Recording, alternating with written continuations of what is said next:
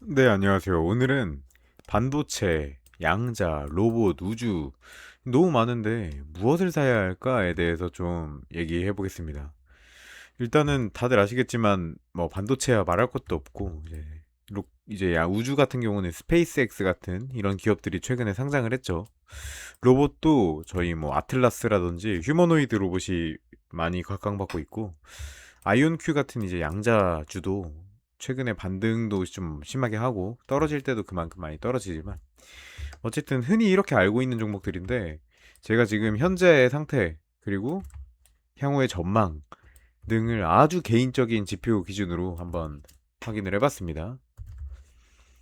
자, 일단은 전망성에 대해서 먼저 말하자면 이 개인적인 의견입니다. 전망성은 일단 양자, 그리고 우주, 로봇, 반도체라고 생각해요.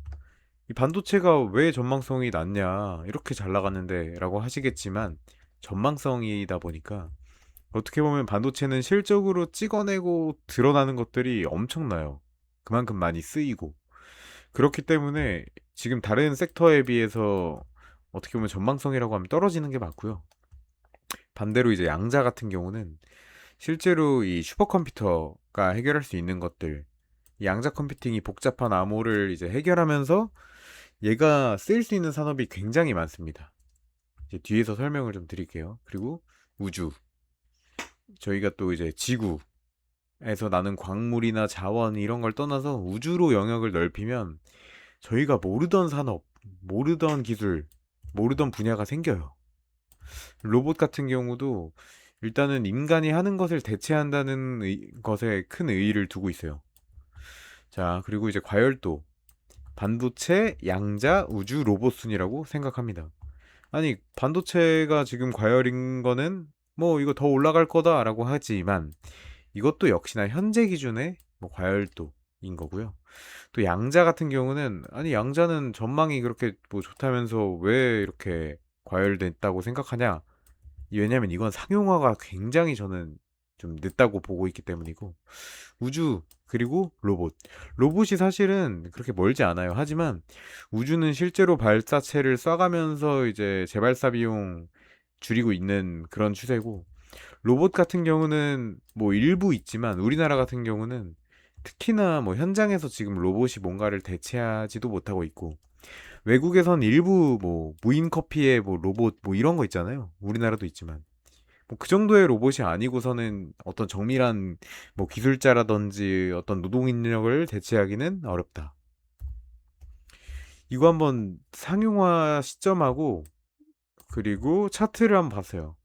반도체는 이제 쏙슬 기준으로 뭐 세배 레버리지긴 하지만 본 주식도 마찬가지예요. 상승폭이 어마어마하니까. 그리고 항공우주 뭐 스페이스X 같은 것도 뭐 최근에 상장했기 때문에 제외를 하고 로켓랩 차트거든요. 뭐 대략 보면은 아직도 이게 저점일 수 있죠. 물론 전망성을 고려하면 반도체도 마찬가지입니다. 하지만 지금 현재 상태는 최근 중에 가장 많이 올랐다. 로봇도 마찬가지고 양자도 마찬가지라고 생각합니다. 상용화 시점은 반도체는 이미 상용화가 실제로 많이 됐고 항공우주 로켓 쪽은 지금 조금씩 되고 있고 로봇도 지금 조금씩 발디딤 발걸음을 하고 있지만 아직 완전히 상용화 되는 건 못 봤고 양자 같은 경우는 뭐 30년 정도 따라서 사실 양자가 제일 늦어요. 뭐 반도체는 말할 것도 없고 항공우주나 로봇은 조금씩 지금 매출도 찍히고 뭐 이러고 실적도 나오고 쓰임새도 이제 있고 투자도 많이 들어가고 이러고 있습니다. 자, 제가 특징을 간단하게 정리했는데 반도체 같은 경우는 여러분들이 알겠지만 치킨 게임의 승자 독식이에요. 이게 무슨 말이냐? 개별주 맞추기 존나 어렵다. 뭐 우리나라 사실 뭐 메모리 쪽에서 삼전 하이닉스 대표적인 기업들이잖아요. 세계적인 기업이고. 근데 실제로 반도체 개별주로 승부를 제대로 보려면 정말 어려워요. 얘네가 하이닉스가 그렇게 빵 뜬 게 HBM 나오고 나서부터 갑자기 막 엄청 미친 듯이 막 시총을 그냥 따버렸잖아요.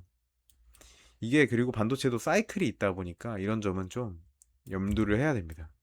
또 장치 산업이고 AI, 서버, 뭐 모바일 뭐 안 쓰이는 데가 없죠. 자, 그리고 항공우주 같은 경우는 비용 절감이 좀 핵심이에요. 이거 로켓 한번 딱 우주로 보내는데 비용이 너무 많이 들어. 그리고 뭐 적게도 이동통신이나 위성통신이나 뭐 데이터 센터, 우주 데이터 센터죠. 그리고 국가 안보, 뭐 스타링크 같은 것만 봐도 좀 이런 기술들이 들어가 있는 거니까. 그리고 로봇은 뭐 휴머노이드, 일단 노동력을 대체한다는 게 엄청난 메리트예요. 보통 어느 제조 현장, 산업 현장에서 인건비가 가장 문제거든요. 노조도 그렇고 좀 자를 수도 없고 효율은 근데 또 로봇보다 좋기는 어렵고 이러다 보니까. 그리고 양자는 보통은 암호망, 뭐 금융 이런 기관 이런 시스템을 뚫어버린다라고만 알고 있는데 실제로 이제 국방 이제 보안 기관으로 되게 활용도가 좋고 금융기관이 어떻게 보면은 너도 맞고 나도 맞고의 싸움이 이 세계를 좀 좌지우지하지 않을까. 그리고 심지어 제약이나 바이오 같은 경우도 이제 단백질 합성에 대한 암호 뭐 이런 것들에도 쓰이기 때문에 좀 활용성이 높다고 생각합니다. 근데 실적은 여러분들이 아시겠지만 역시나 반도체 그리고 항공우주 로봇 양자순입니다. 하지만 저는 비트코인과 QLD 왜냐 개별 섹터 개별 종목을 맞출 수가 없어. 하지만 비트코인은 그래도 탈중앙화된 이 개수가 정해진 이런 유일한 자산이라고 생각합니다. 뭐 개인 지갑 콜드월렛 기준이고요. QLD 개별 종목 섹터 못 맞추잖아. 그럼 나스닥이 최고야. 근데 두 배수가 최고다. 여기까지는 괜찮다 생각을 합니다. 그래서 저는 일단 하반기에 이제 매 영상마다 말하지만 코인 관련주 두 배 들어가고 그거 팔면 QLD랑 뭐 SGOB나 현금 이렇게 홀딩할 계획입니다. 자, 오늘 길고 재미없는 영상 봐주셨는데 구독 많이 해주시고요. 감사합니다.